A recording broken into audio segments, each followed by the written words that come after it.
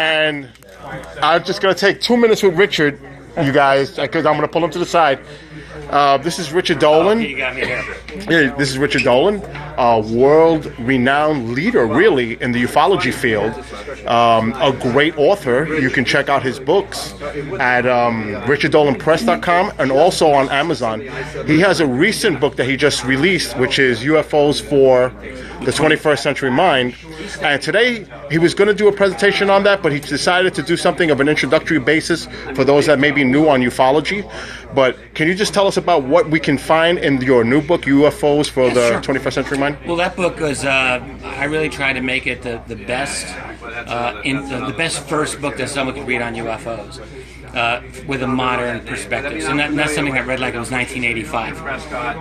So what I try to do is look at the comprehensive history of the phenomenon from ancient UFOs, ancient aliens, until today, and I try to cover that as well.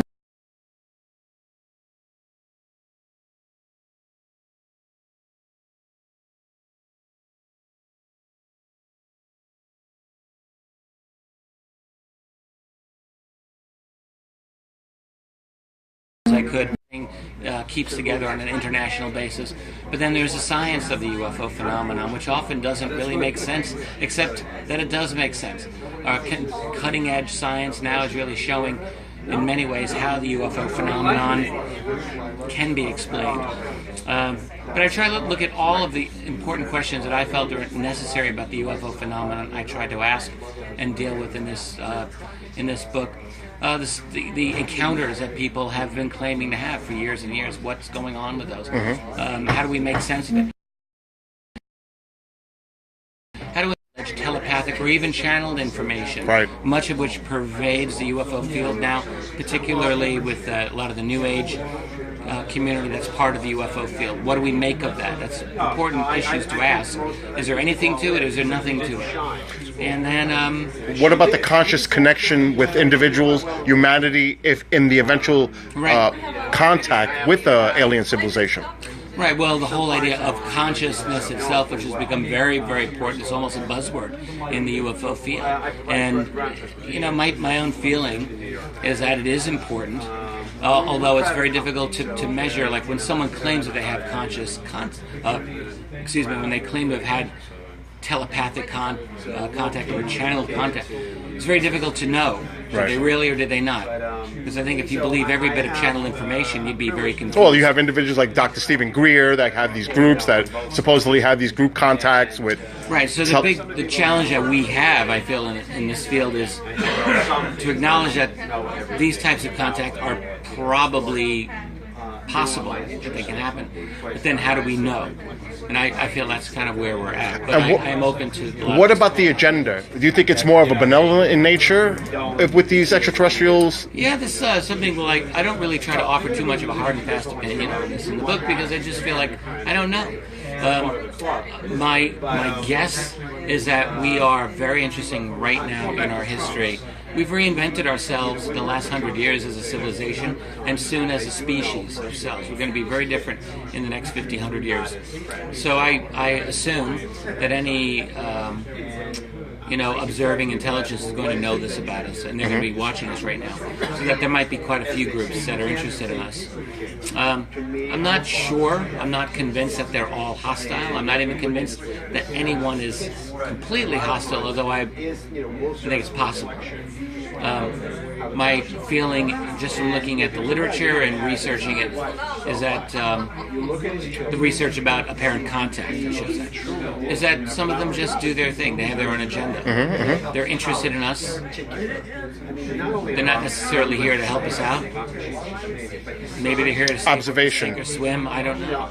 Now, you've also, like I said, you've done a lot of research. You've been doing this for almost 2 decades, a little over 2 decades. As far as the technology is concerned, do you think that we have been back engineering maybe something of a crash retrieval? Yeah, it's my opinion. Yes? I think that there have been a number of crash retrievals that have probably happened, yes. And I think, furthermore, that this would be the most valuable scientific, technological data one could have. It would be very prized. It wouldn't be something that would be shared necessarily with the rest of the world. It's too important. Right. And so you'd have black budget groups working on it. And I think that they have made breakthroughs. And how far they've gone is a real question. So have they made breakthroughs that have allowed them to go off-world? Breakaway? I think the answer to that is probably yes. How far, how advanced they are, I don't know. How much I'm to believe other alleged whistleblowers who talk about Mars and bases, I don't know. Right. I'm not here to support or debunk them necessarily, but I don't know. And as far as disclosure, we hear a lot of speculation recently that if elected, Hillary Clinton and even John Podesta as part of her staff in some capacity would have a revealing nature as far as disclosure is concerned. What are your thoughts on that? Right, so here I'll disagree respectfully with my friends and colleagues Grant Cameron and Stephen Bassett, who at least currently think that Hillary Clinton and or Barack Obama will drop the bomb before he leaves, yes. Going to do a disclosure. I don't believe it. I don't believe it. If it happens, I'll publicly say you guys are right. No problem. But I don't believe it at all. I do think that with Hillary Clinton and Jimmy Kimmel, the thing is that people, many watching probably do realize that Jimmy Kimmel asked UFO questions of Bill Clinton and of Barack Obama previously. Now he asked Hillary Clinton. So the question is, why would he ask them to begin with? I do think that there's a certain amount of public management going on here to manage the UFO issue in a certain way and to defuse it to some extent. To kind of spin it in a way that they want, because nothing is by chance when Jimmy Kimmel's interviewing a president or former president. Well, it's very scripted. In my opinion, I'm just going to add this. I didn't mean to interrupt you, No, but in my opinion, it seems that the media, mainstream media, suppresses the information that should be available to the public. When it is shown, it's mocked. They make a joke out of it. It's ridiculed. Right. And also, you have the fear-mongering aspect when it comes to Hollywood making movies portraying these aliens as some type of violent species. Mm-hmm. Now, I'm leading this to disclosure that maybe could be used for a false flag agenda by a government. Oh, I see. Okay. Well, I think I would see it this way. So I think that those people who have the secret, who actually understand more or less what's happening, realize that it will be impossible forever to keep this secret. Things are really moving fast. Information continues to come out. I'm expecting in the next decade, it wouldn't shock me at all if some kind of WikiLeaks type of leak came out relating to UFOs. Why wouldn't it? The information's ready to come out. Mm-hmm. So I think it's very likely that those powers that have this knowledge would want to get out in front of it and maintain control over the narrative, so that when it does come out, they've got it. I think actually I suspect that's why Hillary Clinton called them UAPs, not UFOs. Right. Unidentified aerial phenomena. Draining the blood out of the subject. UAP is a much less value-laden term.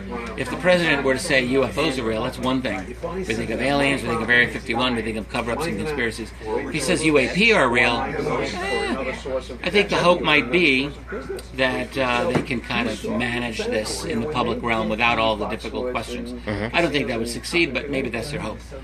But I personally do not have a fear of a kind of Project Blue Beam scenario, which is what you're referring to. That is a fake alien invasion by which the government would then clamp down on a total fascist police state globally. I think I have a hard time imagining how you're going to fake an alien invasion so that everyone buys into it. Well, maybe the use of hologram technology that the military uses. That might fake out some of the people outside here, but you've got an entire world of scientists, for example. Right. They're not just skeptics; they're totally hostile to the idea of aliens. Exactly.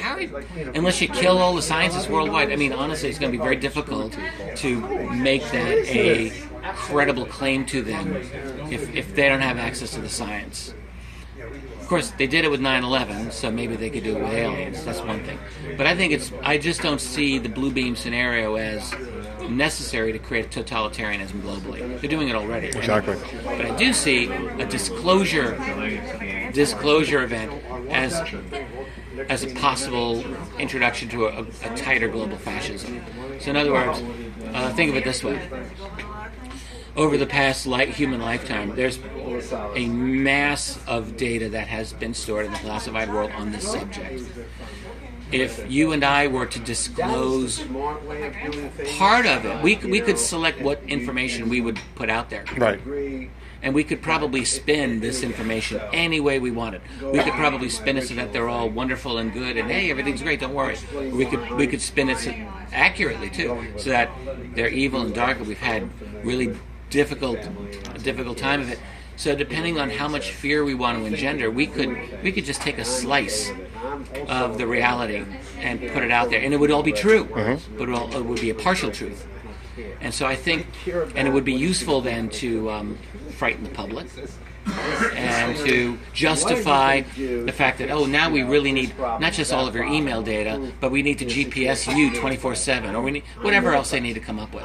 I think that type of disclosure would be a more likely scenario in my mind of how to create global fascism, rather than a blue beam. Like, oh my God, the aliens are invading, run.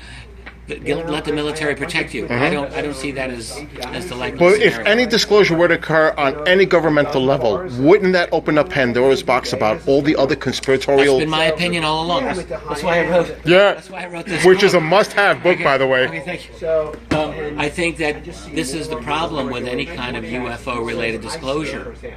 The president just can't say, "Oh yes, it's come to my attention. This is real." People would be like, "Are you serious? How have you kept this from us for 70 years? What does that say about the political institutions? Where have they been? Where have the academic institutions been?" People will want to know. Right. They'll want to know where's the media been. And then Exactly. it would be very easy for people to look into things like Operation Mockingbird, which was the CIA's media manipulation program during the Cold War. They haven't stopped that, not by at all. You know, the U.S. media, anyone who's got a brain to look into it, has been completely in bed with the U.S. national security complex for decades Right. and generations. And my final question to you, because I don't Yeah. want to take up all your time, it's a philosophical question. Who would you choose best represent humanity in the event that there was contact? Direct contact. Other than myself? Yeah, you got to be I there. could do it. You got to be the spokesman as the UFO historian, the world leader as a historian. I'm sorry. Oh, we're being a little loud here. That's me. Seriously, who would I trust to represent humanity? Ooh, wow. I don't know. That's a deep one. I've never thought about that question. I mean, I'm sure there's got to be scientists involved, maybe philosophers, teachers of wisdom. I don't know, certainly if you want to pick any specific religious type of leaders, the military is going to want to have their presence there for security means. I got nothing against the Dalai Lama. I think That would be a good perfect one. representative. I don't know. You got me with that one. That's a really good question. Well, I have to think about that one. You can also listen to Richard Dolan on KGRAradio.com on Monday nights at 8 p.m. Eastern Time till 10 p.m. Eastern Time. And again, that's every Monday night. And I want to thank Richard very much My pleasure, for taking Bill. a few minutes. Thank you. And make sure to check out his website, richarddolanpress.com, for his books. And also, he's a publisher of other authors' books as well. They're And you great can authors. They're very brilliant people. and they go there for a ton of information. So again, I want to thank Richard very much. Thank you, Bill. And have a great night. And you did a great speech. Thanks a lot. Have a good one. My pleasure. All right, so that was Richard Dolan. So I'm going to be quiet now because I made noise. And I'll be back.